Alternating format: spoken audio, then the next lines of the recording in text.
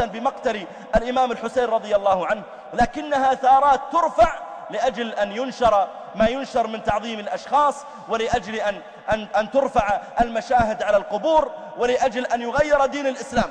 ويريد المجوس أولئك في إيران وفي غيرها ممن يتحزب مع أحسابهم يريدون أن يقضوا على دعوة التوحيد وعلى التوحيد الخالص بمثل هذه الأمور التي يدخلونها. ما صح أن السبايا قدن بإهانة، ولا صح أن السماء أمطرت دما، ولا صح أن الإبل التي أخذت من أصحاب الحسين بعد مقتله رضي الله تعالى عنه واستشهاده ما صح أنها تحولت إلى دماء عند نحرها، ولا صح أن اللحم الذي طبخ قد تحول إلى علقم ومر، ولا صح أنهم ما رفعوا حجرا إلا ووجدوا الدم تحته، ولم يصح أن الملائكة تبكي في يوم عاشوراء كل سنة وتطالب بأخذ الثأر للحسين. كل هذا كذب ولا يصح، والعجب ممن يصدق مثل ذلك ويريد أن يزرع الفرقة والشقاق بين المسلمين بمثل ذلك.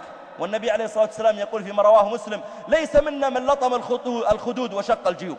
ويقول عليه الصلاة والسلام: النائحة إذا لم تتب قبل موتها تقام يوم القيامة عليها درع من جرب وسربال من قطران.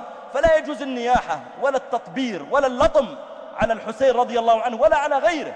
يا أخي قد قتل من قتل من الأنبياء، ولم يذكر أن أحدا من الصحابة أو من بعده من الصالحين لطم أو شق جيبا عليهم.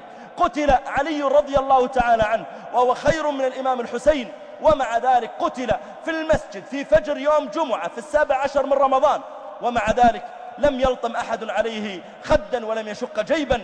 قتل من قتل من الأخيار، قتل عمر رضي الله عنه، ولم يذكر أيضا أن علي بن الحسين أقام مأتما في يوم عاشوراء، ولا أبناء جعفر أنهم أقاموا مأتما في يوم عاشوراء، ولا جعفر الصادق رضي الله عنه لم يذكر أنه أقام مأتما في يوم عاشوراء. فتعجب لأمثال هؤلاء المبتدعة الذين يستحسنون الشيء من عند تلقاء أنفسهم، وإن الشياطين ليوحون إلى أوليائهم ويوسوس إليهم الشيطان بها الوساوس فيصدقون أنها من الدين ويثورون لأجل ذلك.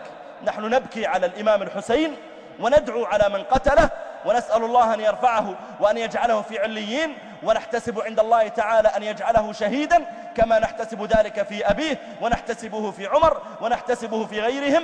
لكن لا يجوز أن نتعامل مع هذه المصيبة بشق الجيب ولطم الخد أو بالدعوة إلى إثارة النزعات والحروب مع المسلمين لأجل أن نثير أشياء قد مضت، ونعلم أن الله تعالى قال جل وعلا: وقفوهم إنهم مسؤولون، وأن الله تعالى سيجمع هؤلاء جميعا.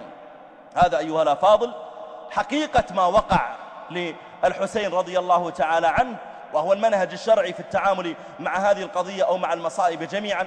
نسأل الله تعالى أن يرحم الإمام الحسين، وأن يعلي نزله، وأن يرفع قدره، وأن يجعله ربنا جل وعلا في عليين، وأن يحاسب الله تعالى من قاموا بظلمه أو بقتله. ونسأل الله تعالى أن يهدي جميع من ينتسب إلى قبلة الإسلام. أسأل الله أن يهدي جميع الشيعة، أسأل الله أن يهديهم إلى الحق وإلى الخير، وأن يوفق قلوبهم إلى التوحيد، وأن يعيذهم من الأهواء ومن البدع، وأن يجعلنا نحن والشيعة على صراط مستقيم نتبع كتاب ربنا وسنة نبينا صلى الله عليه وآله وسلم.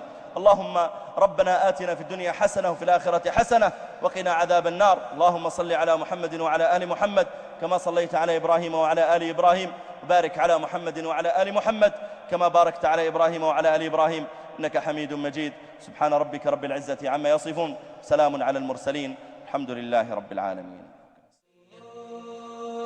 تعالوا اليوم أيها الأفاضل ننظر من قتل الحسين. يا لثارات الحسين، الصحابي الشهيد سيدنا الحسين بن علي رضي الله تعالى عنه.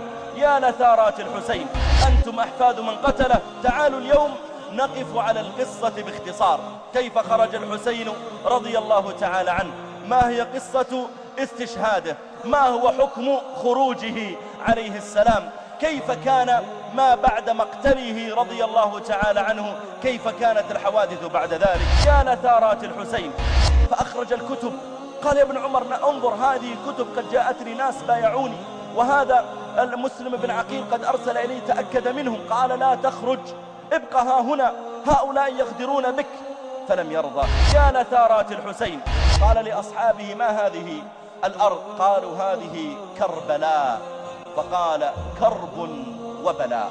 يا لثارات الحسين، إنهم ظلمة خبثاء تعدوا على سبط رسول الله صلى الله عليه وآله وسلم وحبه وسيد شباب أهل الجنة، وجنت أيديهم ما لم يجني غيرهم، وأسالت سيوفهم من الدماء دماء طاهرة خرجت من حفيد النبوة رضي الله تعالى عنه وأرضاه.